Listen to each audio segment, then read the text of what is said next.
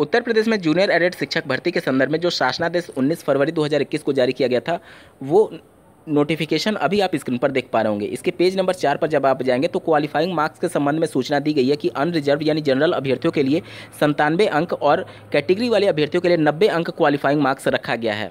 वहीं अभ्यर्थियों के द्वारा एससीईआरटी और पीएनपी को मेल करके उनको ये सूचना दी जा रही है, आप स्क्रीन पर देख पा रहे होंगे मेल की कॉपी। सविनय निवेदन है कि 17 अक्टूबर को ही जूनियर एडेड परीक्षा में गणित और विज्ञान वर्ग का पेपर अत्यंत कठिन था। गणित वर्ग का छात्र 10 के बाद जीव विज्ञान नहीं पढ़ता और जीव विज्ञान वर्ग वाला छात्र गणित नहीं पढ़ता। गणित और जीव विज्ञान के प्रश्न कठिन थे। कृपया पासिंग मार्क्स 40-45 से 50-55 के बीच में रखने की कृपा करें गणित और विज्ञान वर्ग के लिए, नहीं तो हमारा यह वर्ष बेकार हो जाएगा।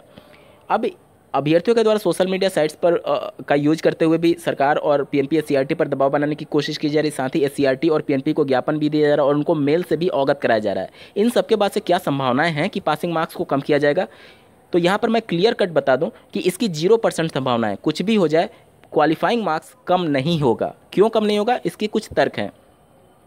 देखिए, एक बार जो शासनादेश जारी हो जाता है वो समझ लीजिए पत्थर की लकीर हो जाती है। अगर कोर्ट में भी आप इसे चैलेंज करेंगे तो सरकार के पास अधिकार होता है किसी भी शिक्षक भर्ती या फिर किसी भी भर्ती में क्या कुछ नियम होगा या फिर क्या कुछ पासिंग मार्क्स होगा, उसके संदर्भ में जो सरकार का पक्ष होता है उसे ही अंतिम माना जाएगा और कोर्ट भी सरकार के ही पक्ष को सुनेगी। दूसरा, सरकार भी नहीं चाहेगी, आप कितना भी दबाव बना लीजिए, सरकार नहीं कम करेगी किसी भी हालत में, क्योंकि अगर इसमें क्वालिफाइंग मार्क्स को सरकार कम कर देती है तो फिर 68,500 जो सहायक अध्यापकों की भर्ती थी वो सरकार के लिए गले की हड्डी बन जाएगी। क्यों?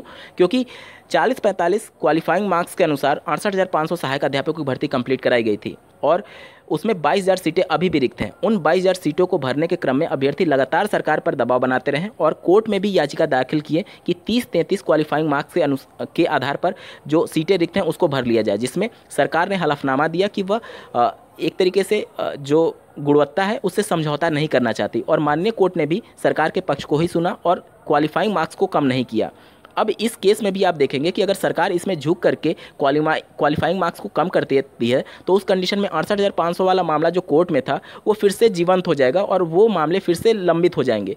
तो सरकार नहीं चाहेगी कि जो केस बंद हो चुका है उसको फिर से रीओपन करना, और अगर ये इसमें क्वालिफाइंग मार्क्स को कम करती है तो 68,500 वाले मामले में वो सरकार खुद गिर जाएगी अपने फैसले के अनुसार।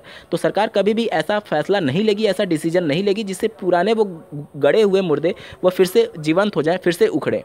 इस वजह से ये 100% तय है कि सरकार क्वालिफाइंग मार्क्स कम नहीं करेगी और ना ही कोर्ट कचहरी के माध्यम से आपको कुछ राहत मिल सकता है। ओएमआर सीट में विषय के चयन को लेकर के बहुत से अभ्यर्थियों ने गलती कर दिया है, जिसके बाद से अभ्यर्थियों के मन में संशय कि क्या उनका रिजल्ट रुकेगा या नहीं। बहुत से अभ्यर्थियों ने ये यहाँ तक दावा किया है कि उनके कक्ष निरीक्षक ने ही उनको 2 ऑप्शन भरने का सलाह दिया।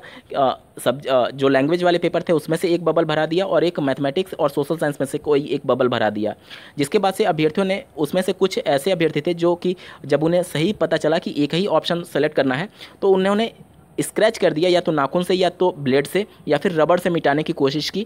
तो बहुत से अभ्यर्थियों के ओएमआर सीट पे छेड़छाड़ जैसा कुछ देखने को मिला, या फिर बहुत से अभ्यर्थियों ने उस एक बबल को क्रॉस कर दिया, काट दिया पेन से। तो इन सभी अभ्यर्थियों का रिजल्ट घोषित होगा या नहीं, इसके संबंध में आप जो शासनादेश जारी हुआ था उसको देख पा रहे होंगे। स्पष्ट शब्दों में लिखा गया है, 4था नंबर पॉइंट आप देख सकते हैं।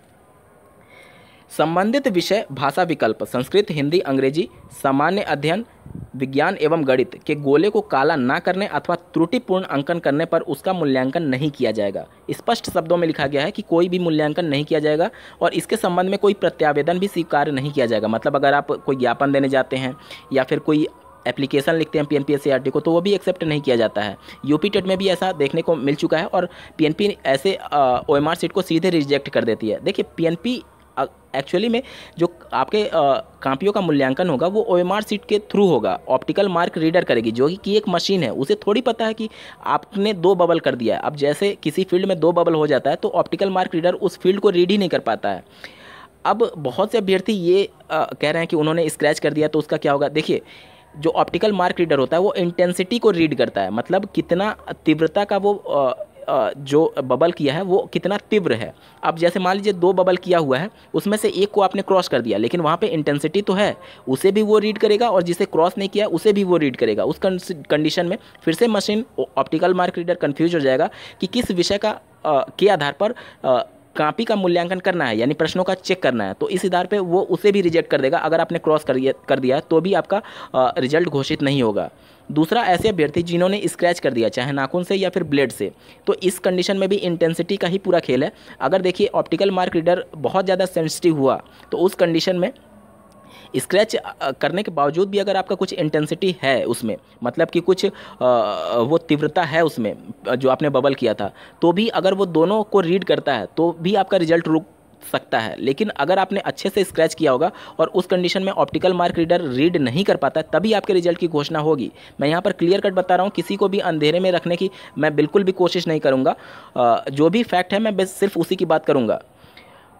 और ऐसे अभ्यर्थी जिन्होंने दो बबल को कर दिया है, छोड़ दिया है, या फिर क्रॉस कर दिया है, या फिर स्क्रैच कर दिया है, उन सबका रिजल्ट पूरी तरीके से प्रभावित होगा। शासनादेश में भी मेंशन किया गया और ये प्रैक्टिकली भी होता है कि मशीन से आपकी जांच होगी, ना कि मैनुअली जांच होगी। दूसरे ऐसे अभ्यर्थी जिन्होंने बुकलेट सीरीज भरने में कोई गलती कर दी है या फिर छोड़ दिया है।